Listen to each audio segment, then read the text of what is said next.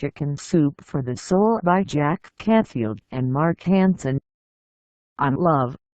The day will come when, after harnessing space, the winds, the tides and gravitation, we shall harness for God the energies of love. And on that day, for the second time in the history of the world, we shall have discovered fire. Teilhard de Chardin. Love, the one creative force. Spread love everywhere you go, first of all in your own house. Give love to your children, to your wife or husband, to a next-door neighbor. Let no one ever come to you without leaving better and happier. Be the living expression of God's kindness. Kindness in your face, kindness in your eyes, kindness in your smile, kindness in your warm greeting. Mother Teresa, a college professor, had his sociology class go into the Baltimore slums to get case histories of 200 young boys. They were asked to write an evaluation of each boy's future. In every case the students wrote, "He hasn't got a chance." 25 years later another sociology professor came across the earlier study. He had his students follow up on the project to see what had happened to these boys. With the exception of 20 boys who had moved away or died, the students learned that 176 of the remaining 180 had achieved more than ordinary success as lawyers, doctors and businessmen. The professor was astounded and decided to pursue the matter further. Fortunately, all the men were in the area and he was able to ask each one, "How do you account for your success?" In each case the reply came with feeling. There was a teacher. The teacher was still alive, so he sought her out and asked the old but still alert lady what magic formula she had used to pull these boys out of the slums into successful achievement. The teacher's eyes sparkled and her lips broke into a gentle smile. "It's really very simple," she said. "I loved those boys." Herc Butterworth. All I remember when my father spoke to me, he always began the conversation with, "Have I told you yet today how much I adore you?" The expression of love was reciprocated and, in his later years, as his life began to visibly ebb, we grew even closer. If that were possible.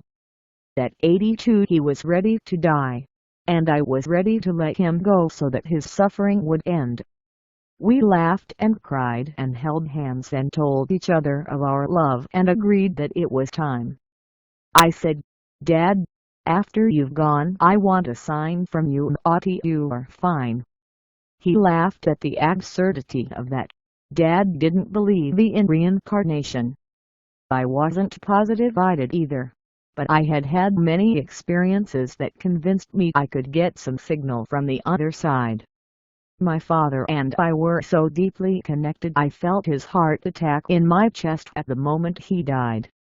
Later I mourned at the hospital. In their sterile wisdom, he had not let me hold his hand as he had slipped away.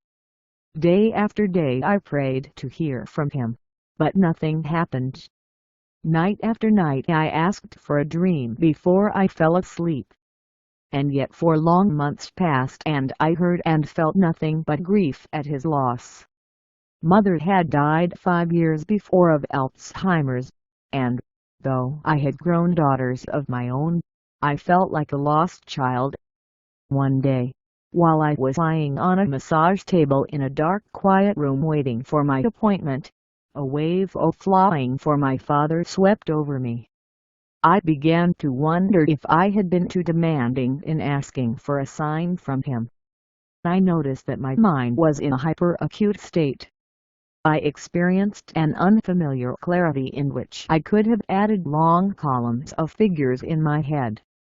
I checked to make sure I was awake and not dreaming, and I saw that I was as far removed from a dreamy state as one could possibly be.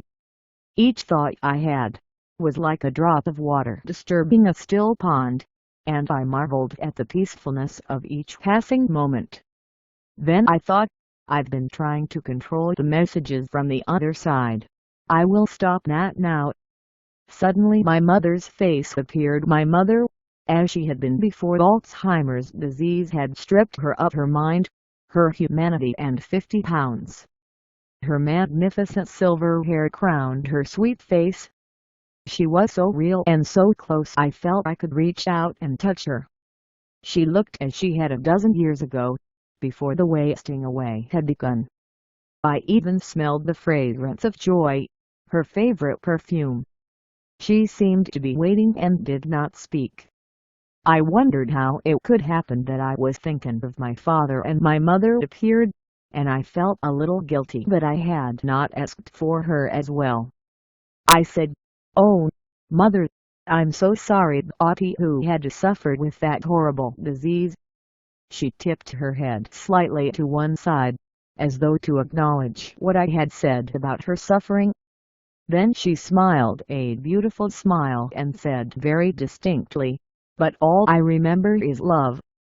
And she disappeared. I began to shiver in a room suddenly gone cold, and I knew in my bones that the love we give and receive isolate that matters and all that is remembered. Suffering disappears. Love remains. Her words are the most important I have ever heard, and that moment is forever engraved on my heart. I have not yet seen or heard from my father, but I have no doubts that someday, when I least expect it, he will appear and say, "Have I told you yet today that I love you?"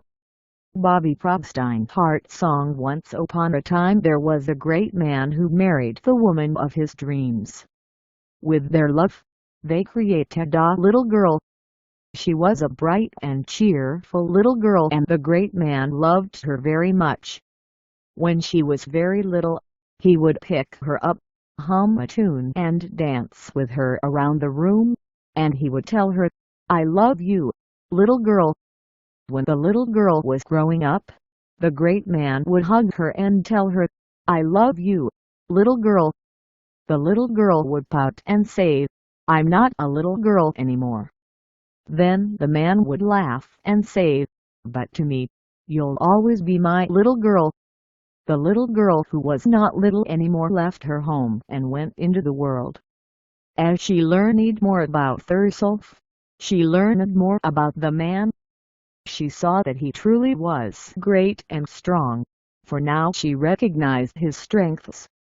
One of his strengths was his ability to express his love to his family. It didn't matter where she went in the world, the man would call her and say, "I love you, little girl." The day came when the little girl who was not little anymore received a phone call. The great man was damaged. He had had a stroke. He was aphasic, they explained to the girl. He couldn't talk anymore and they weren't sure that he could understand the words spoken to him. He could no longer smile, laugh, walk, hug, dance or tell the little girl who was not little anymore that he loved her. And so she went to the side of the great man. When she walked into the room and saw him, he looked small and not strong at all. He looked at her and tried to speak, but he could not. The little girl did the only thing she could do. She climbed up on the bed next to the great man. Tears ran from both of their eyes and she drew her arms around the useless shoulders of her father. Her head on his chest, she thought of many things. She remembered the wonderful times together and how she had always felt protected and cherished by the great man. She felt grief for the loss she was to endure, the words of love that had comforted her. And then she heard from within the man, the beat of his heart. The heart where the music and the words had always lived. The heart beat on, steadily unconcerned about the damage to the rest of the body. And while she rested there, the magic happened. She heard what she needed to hear. His heart beat out the words that his mouth could no longer say. "I love you, I love you, I love you, little girl, little girl, little girl." And she was comforted. Patty Hansen. True love. Moses Mendelssohn, the grandfather of the well-known German composer, was far from being handsome. along with a rather short stature. He had a grotesque hunchback. One day he visited a merchant in Hamburg who had a lovely daughter named Frumge. Moses fell hopelessly in love with her, but Frumge was repulsed by his misshapen appearance. When it came time for him to leave, Moses gathered his courage and climbed the stairs to her room to take any last opportunity to speak with her. She was a vision of heavenly beauty, but caused him deep sadness by her refusal to look at him. After several attempts at conversation, Moses shyly asked, "Do you believe marriages are made in heaven?" "Yes," she answered, still looking at the floor. "And you?" "Yes, I do," he replied. "You see, in heaven at the birth of each boy, the Lord announces which girl he will marry. When I was born, my future bride was pointed out to me. Then the Lord added, 'But your wife will be hump-backed.' Right then and there I called out, 'Oh Lord, the hump-backed woman would be a tragedy. Please, Lord, give me the hump and let her be beautiful.'" Then Frumge looked up into his eyes and was stirred by some deep memory. She reached out and gave Mendelssohn her hand and later became his devoted wife. Barry and Joyce Thistle. The Hugging Judge. Don't bug me. Hug me. Bumper sticker. Lee Shapiro is a retired judge. He is also one of the most genuinely loving people we know. At one point in his career, Lee realized that love is the greatest power there is. As a result, Lee became a hugger. He began offering everybody a hug. His colleagues dubbed him the Hugging Judge as opposed to the Hanging Judge, we suppose. The bumper sticker on his car reads, "Don't bug me. Hug me." About 6 years ago Lee created what calls his Hugger Kit. On the outside it reads "A heart for a hug." The inside contains 30 little red embroidered hearts with stickums on the back. Lee will take out his Hugger Kit, go around to people and offer them a little red heart in exchange for a hug. Lee has become so well known for this that he is often invited to keynote conferences and conventions, where he shares his message of unconditional love. At a conference in San Francisco, the local news media challenged him by saying, "It is easy to give out hugs here in the conference to people who self-selected to be here. But this would never work in the real world." They challenged Lee to give away some hugs on the streets of San Francisco. Followed by a television crew from the local news station, Lee went out onto the street. First he approached a woman walking by. "Hi, I'm Lee Shapiro, the Hugging Judge. I'm giving out these hearts in exchange for a hug." "Sure," she replied. "Too easy," challenged the local commentator. Lee looked around.